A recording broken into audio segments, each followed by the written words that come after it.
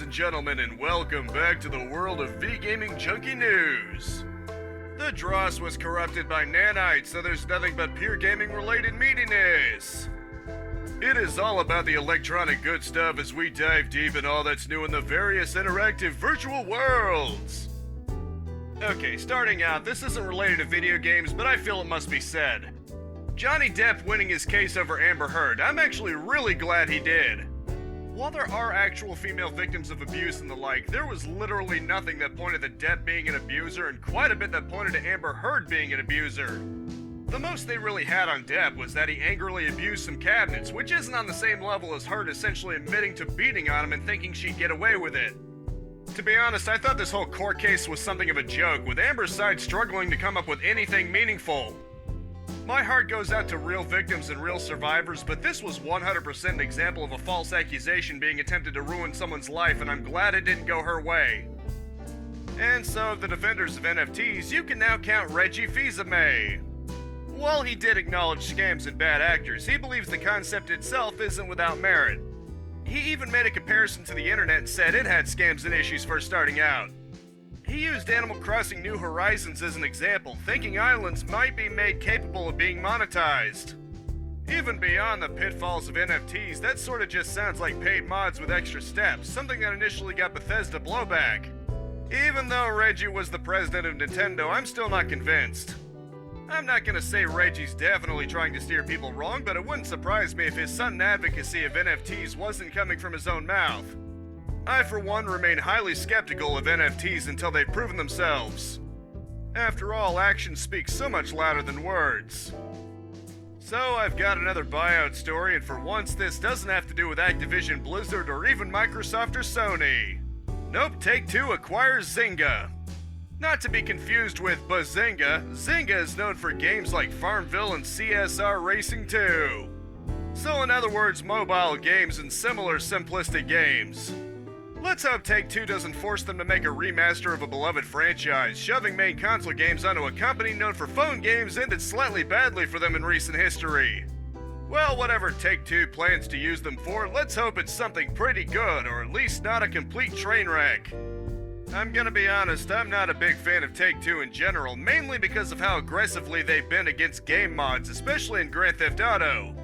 Still, it's an interesting news story since it's an acquisition not made by Sony or Microsoft, so that's always something. So Final Fantasy IX is getting an animated series apparently. The last Final Fantasy game on the PS1, it seems, is getting a cartoon, and it's being done by Cyber Group Studios. You may have heard of them from such cartoons as The Last Kids on Earth, Gigantosaurus, and My Goldfish is Evil. All of these shows have one thing in common. I've never personally heard of any of them, let alone have watched any of them. Was that a cheap blow? It might have been, but joking aside, I'm curious to see how it'll turn out. I wasn't nearly as into 9 as some, mostly because of the PS1 Final Fantasy combat systems that never really appealed to me, but I can tell why it's highly regarded. Given how many disastrous adaptations, though, it can be easy to be skeptical or even downright pessimistic of how it might turn out. Still, you never know, it might turn out well. Still, if you set your expectations low, you can only be pleasantly surprised. So Valve has promised that it's definitely, probably, maybe doing something about that bot problem that's plagued Team Fortress 2 since 2020. While I haven't personally played TF2 in a while, I remember at least twice being stuck in the spawn area due to aimbots camping outside. Valve sort of did something about it before by restricting chat access, but that obviously wasn't enough. It seems only now do they take it seriously enough to at least make a statement about it. Let's hope they do something more than that. It would be a shame to see such a great online shooter be snuffed out community-wise by cheating bots.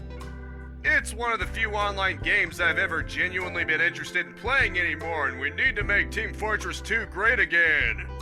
Seriously though, Valve, if you would be so kind, place a bot fixing dispenser here.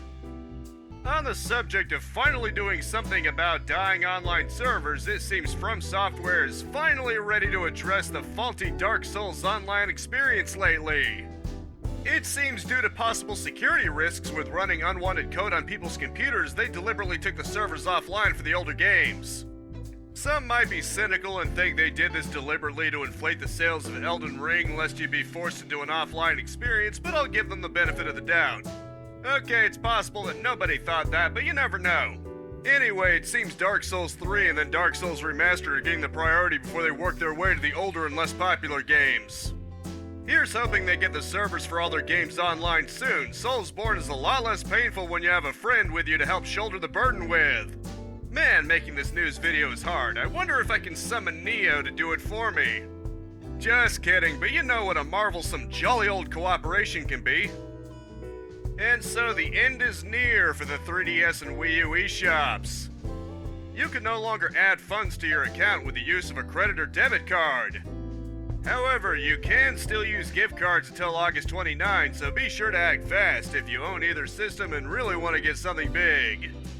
If you are really hoping to snag a copy of Mutant Mudds, you better act fast. Mind you, still after that, you can also link your Nintendo account to buy games until March of next year.